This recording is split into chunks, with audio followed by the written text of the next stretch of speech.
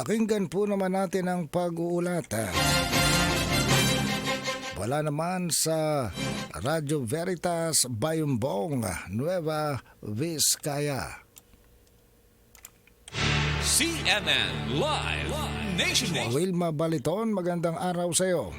Tumaas ng halos 8 piso ang kada kilo ng bigas sa probinsya ng Nueva Vizcaya sa nakalipas na isang buwan o halos 2 piso kada linggo. Ito ang lumalabas sa pag-aaral na sinagawa ng Local Price Coordinating Council ng probinsya ng Nueva Vizcaya.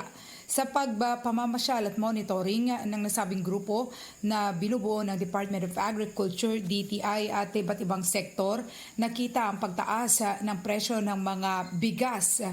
Bagamat panahon ng anihan o katatapos naman ng anihan sa probinsya.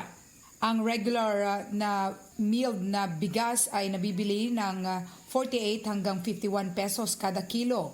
Para sa well-milled ay 50 hanggang 54 pesos, premium 53 hanggang 60 pesos at special na umaabot sa 60 hanggang 85 pesos. Ayon sa Department of Agriculture, wala naman silang magagawa sa presyo ng pagbebenta ng mga magsasaka o ng mga negosyante dahil sa mahal na presyo ng mga farm inputs katulad ng mga abono at pestisidyo na kailangan sa pagtatanim nila. Gayunpaman, binabantayan rin na tama ang produktong ibinebenta at akma ito sa presyo base sa rice classification ng Department of Agriculture. Wala na rin ibinibentang NFA rice na posibleng dahilan upang magtaas na ng presyo ang ibang negosyante.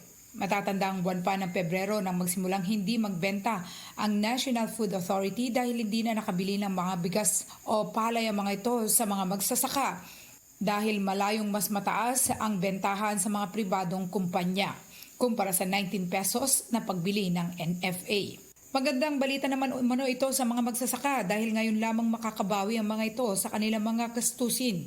Gayunpaman, hindi ito maganda para sa mga consumer. Kung kaya't payo ng Department of Agriculture, huwag sayangin ang bigas at kanin na isinaing. Huwag magluto ng sobra na nasasayang lamang o pinapakain sa mga alagang hayop. Maaari rin kumain ng mga alternatibong produkto tulad ng mga mais at kamote na mas mura kesa sa bigas. Mula sa DWRV CMN Nueva Vizcaya, ito si Wilma Baliton para sa CMN Pilipinas, Lakas ng Katotohanan. CNN Live Nationwide.